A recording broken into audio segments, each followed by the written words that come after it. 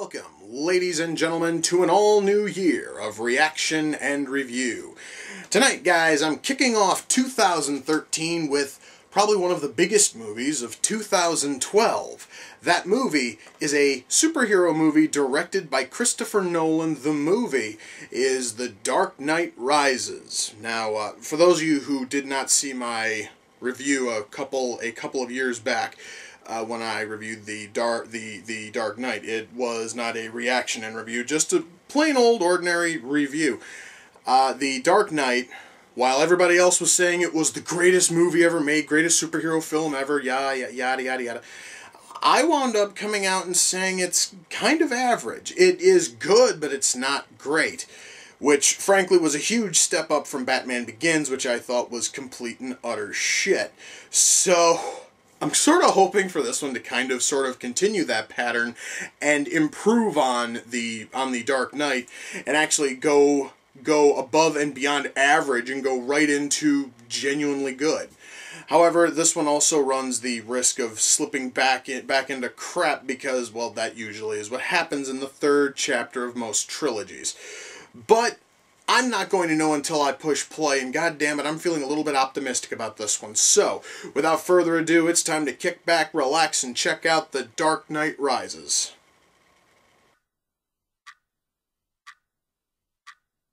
Wow. You know, I totally thought that Bane looked totally like shit when I first saw all the trailers, all the ads and everything.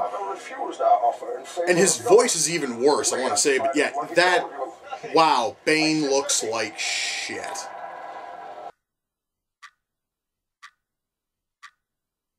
Alright guys, you know, I honestly may have issues when it comes to Bane, but I will say that Anne Hathaway makes a fantastic Catwoman. She really, really does.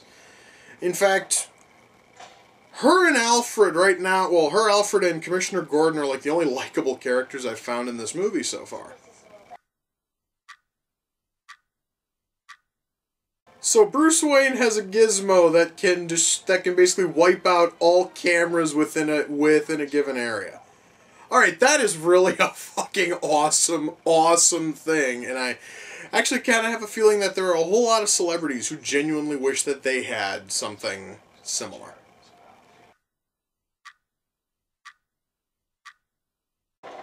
Okay, after finally getting a look at the new, Bat. No, fuck that. I'm gonna call it what it is.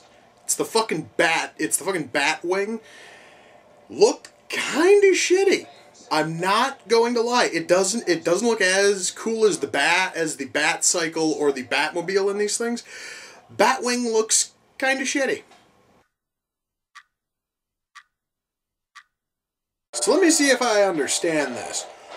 We have these tunnels being guarded by Bane's men, who are supposed to be these well-trained killers, who, number one, cannot hit anything a few feet away from them, and number two, are going to delay before opening fire on someone who they do not recognize and by all rights should not be in those fucking tunnels. Sure. Makes total sense, dude.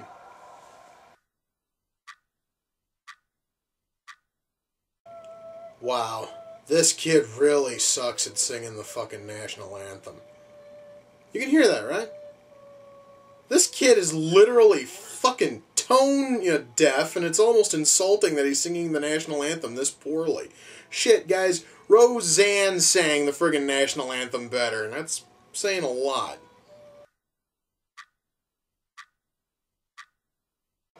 So basically, the best way to heal a broken back is to wrap a noose around the person's midsection and then Hercules just jerk them straight up. Yeah, that's gonna totally be good. Be good for a broken back. Yeah. I totally see that not completely failing in any way possible if this film were trying to be realistic. And last time I checked, Chris Nolan was trying to shoot for realism with these. So hold on a sec here. So Bane has had the entire city under his control for exactly how fucking long, and he never found the Batwing parked on top of one of the high rises in Gotham. Are you fucking serious? That is the stupidest thing I've seen in this entire fucking movie. My God. That is just fucking insultingly stupid, man. Okay, now that's really fucking cool. Just a giant burning Batman symbol on Gotham Bridge. That looked fucking awesome. Let me see if I understand this. We have police who are ordered not to let anyone cross the bridge unless, otherwise the city will get blown up. They are told by an officer who was in the city that the city is going to get blown to shit anyway, and that they need to open the bridge so that way they'll let people through, and yet these officers on the bridge will still not let them pass. What kind of heartless motherfuckers whose sole duty is to protect and serve, not protect or serve its people by letting them cross a bridge to safety?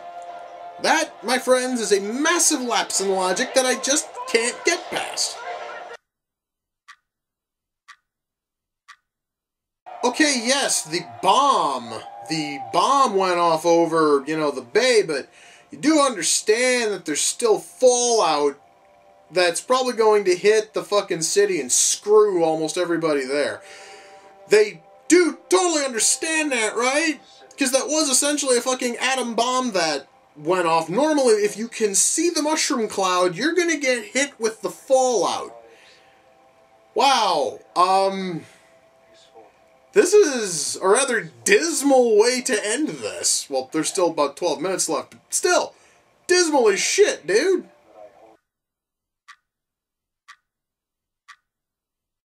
Well, guys, that was The Dark Knight Rises. Let me shut this off now. Come on, there we go. So, where to begin? Well, I guess the best place to start with is, let me put it to you this way, guys. This was the best in the Nolan Batman trilogy. Now, mind you, that honestly isn't really saying a whole lot from me, considering the fact that I thought that Batman Begins completely sucked. I thought that The Dark Knight was watchable, but still painfully average. But, you know what? This thing towers over both of them in every conceivable manner. In writing, in acting, in fucking, structure, pacing, everything. Here, this is the best Batman film Chris Nolan could have ever fucking made. Mind you, it is still not without its flaws, and it certainly is not the best Batman movie I have ever seen. That honor still goes to the Batman movie from the 1960s with fucking Adam West. But then again, I've been watching that one since I was like 3, so I'm kind of biased. Anyway, let's start with the writing. Now, this movie clocks in at 2 hours and 40 minutes plus, and normally when a movie starts edging beyond 2.5 hours, I have a bad habit of accusing a film of padding, because normally it has to pad in order to get out to that fucking length. Very few films have actually been justified, have actually justified themselves to be that long, if not longer. But this one is one of those films. It actually does justify the fact that it is 2 hours and 44 minutes. It really does justify all of it. There is nothing here that feels almost like it didn't have to be there. There was nothing there that felt forced, tacked on, or just thrown in there just to make the film longer. And frankly, that to me is a huge accomplishment, because I saw lots of padding in the fucking Dark Knight, and I was kind of afraid that Rises would have a similar problem. In fact, that actually was one of the things which killed the Dark Knight for me, was a whole lot of that unnecessary padding that just seemed to be there just for the sake of being there. But The Dark Knight Rises has such a tight script that honestly cutting any of it would probably have hindered the film more than helped it. And so we have writing here that's actually really good, especially compared to the previous 2 entries. This one is the best in terms of writing. Because, well, I have always talked about loyalty to source material, and I like to talk about how I don't normally cover that, but, I do have to say one thing. At least in terms of how the character is handled, they nailed Bane perfectly.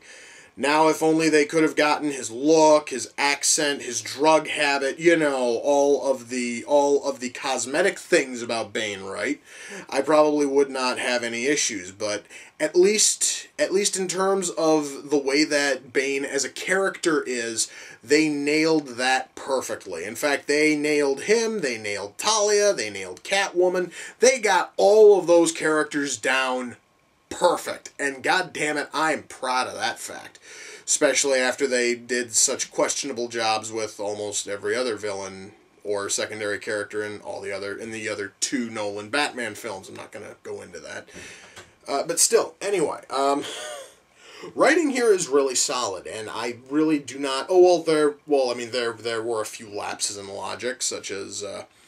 how the fuck could Bane have had total control over the city, not notice that Batman's new hover, vehicle was, sitting underneath a camouflage tarp that stood out like a sore thumb, I might add, on top of one of the high-rises. You would almost think that Bane would have searched every building for anything that might have been Batman's and, gotten fucking rid of it.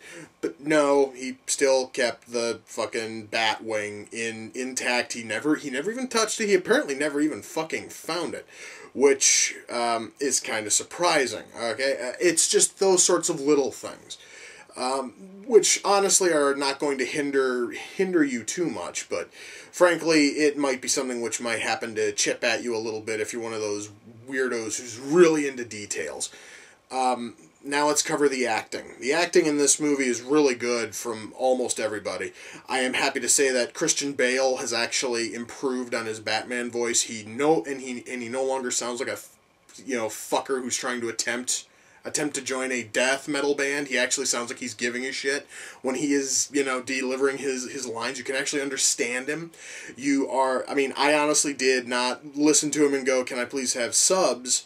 No, I did not ask for subtitles this time because, fuck, I could understand what he was saying. My God, Christian Bale learned how to act. Or rather, act as Batman. I'm fucking surprised. I would like to talk about Tom Hardy for just a minute. Tom Hardy, he played Bane. If there was anybody in this movie I would have a problem with, it would be Tom Hardy and how he handled Bane. Part of it had to do with that stupid costume, where he's wearing that idiotic-looking mask, which essentially just looks like someone took a fucking Vader helmet and they just sort of sawed off the, facial piece and just went and they put on some big, gaudy straps and just sort of went, through it onto his face. The middle piece is ridiculously wide, so as Tom Hardy's sitting there and he is trying to act by having his eyes as wide as possible and bobbing around his fucking head, he looks as if he's going cross-eyed because it looks almost like he's trying to focus on the stupid thing that is blocking out a little bit of his vision. He may not have been going cross-eyed, but goddammit, that is what it looked like in every single one of his attempts at rallying the fucking troops as he sits there wide-eyed and bobbing his head around. And I'm sorry if you are trying to give a speech. It would help if you didn't look like a complete retard as you're trying to gather up a fucking force. It would help if you actually seemed imposing and threatening instead of like a circus clown who ripped off a chunk of fucking Darth, fucking like Vader's mask. Of course, also his voice doesn't help either, as, Bane is supposed to be this big, threatening guy, and he talks kind of like this, and there's really nothing threatening here. In fact, he almost sounds kind of wholesome. There really is nothing threatening about Bane's voice, and frankly, the fact that you are working with this, as well as some guy who is bug-eyed and cross-eyed and bobbing his head around, it doesn't totally work. If Tom Hardy would have maybe used a decent voice for Bane, maybe actually thrown in some kind of an accent, or correction, if he would have stuck to one accent, because his accent flits about between a few different types. Because, one of the big things about Bane, I'm just talking about from the comics, is that he is from either Central America or South America. It changes depending on the writer. So perhaps maybe some kind of a Central American or South American accent might have helped him a little bit. And maybe if he could have stuck with it, because apparently Tom Hardy doesn't know how to do fucking accents to save his soul. Well, it is either that, or else he just sort of thought that Bane was one of those weirdos who likes to jump around from accent to accent every other fucking sentence. I'm not going to fault him on that, though, because still, because frankly, that was not enough to completely cripple the film. In fact, I still greatly, greatly enjoyed it, even with all of those problems in fucking involving Bane. The stupid, stupid voice, the fact that, oh my god, guys, I am fucking serious. He was overacting using just using basically just head movement and eyes. He was overacting with that, and his voice seemed so monotone and drab, was bouncing around from accent to accent. It still wasn't enough to kill it, though. The movie's still great. Alright, otherwise, beyond that, the acting is solid from the entire cast. So, really, everybody else was everyone else was basically just holding up Tom Hardy's questionable showing as Bane. So yeah, we have awesome writing, we have awesome acting. Costuming, well, I've already talked about Bane's stupid mask, and, well, Batman's costume is essentially unchanged from the previous two. Catwoman, I would like to mention something which I thought was a really nice touch. I've never seen with any other version of Catwoman.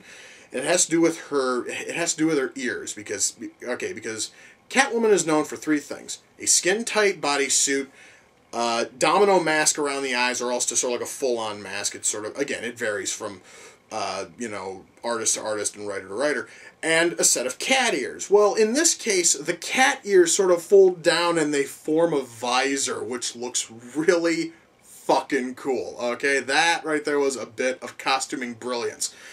And seeing as how those are really the only genuine costumes we have to worry about, because everyone else is just in street clothes or police fucking uniforms, there really isn't much else to touch on in terms of costuming. So those really are the big ones. And all of them, well, okay, 2/3 of them look good. Alright, Batman's costume looks good, and Catwoman's costume looks good. I am not going to stop harping on exactly how much Bane's entire costume sucks, okay? Because I guess I was expecting something drastically different whenever I think Bane, okay? I'm just going to have to let it go and move on. Okay, music here is pretty good. It basically is the same kind of samey, blandy, or fucking kestrel score that we've heard from the previous Nolan Batman films, so there really isn't anything special there. There also wasn't anything else additional to the soundtrack, so really I can't talk about licensed tunes or anything, because it was all just this rather good, but still very, very samey or kestrel music, except for this annoying chant you hear every single time that Bane is on camera. Then you find out that it is the same chant you hear whenever people try to escape Bane's prison. And it gets louder as they get higher up, and it just begins to become grating. So, beyond that one change-up in the music, it is basically the same essential stuff we've heard from the previous two films, which is good, but also really isn't anything you are going to be writing fucking home about. Special effects. This movie nailed it in terms of special effects, especially when Bane is detonating most of Gotham, where you are seeing a football field cave in, and you are just seeing the bridges fall. It all looks awesome, and it just sucks you right in. There honestly was not a single bad effect in this film. And normally, guys, whenever I cover anything which is heavy on special effects like this, there's oftentimes at least something I cite as, kind of sort of problematic, but nothing here. There really was nothing, horrible here in fucking terms of effects. In fact, a lot of it was really, really good, and I would almost say that seeing as how the Oscar nominations are not out yet, I would at least nominate this one for special effects, because some of that stuff was really good, and I really do not believe that they actually had caved in football fields and detonated fucking bridges for it. So if all of that was CG, nominate them at the very least for special effects. And I'd be really, really shocked if it genuinely was, because, well, I kind of sort of know how the Oscars function. I don't think it's going to get it. But still, it is sort of a nice wish.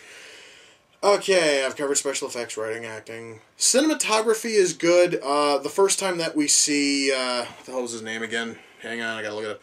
Joseph, the first time we see Joseph, fucking Gordon, Levitt's character, they are doing this handheld, shaky fucking cam thing that makes it almost look like an episode of, like, Law and Order or Cops.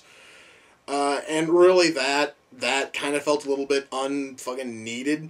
However, though, the rest of it, besides those first couple of scenes with him, almost all of it is shot with Steadicam. It all is nice, perfect shots, which makes me wonder why in the hell in those first few scenes with him we needed it to be all handheld and gritty looking. Oh, wait, yeah, because it's a Chris Nolan Batman film, and those films must be two things, dark and gritty. Speaking of dark, I want to talk about the lighting. One of my biggest complaints when it came to The Dark Knight was the fact that it was a bit too fucking dark. And I'm not talking dark in terms of content. I mean dark as in a ton of those scenes were lit for shit, where you could barely see anything in a lot of those scenes.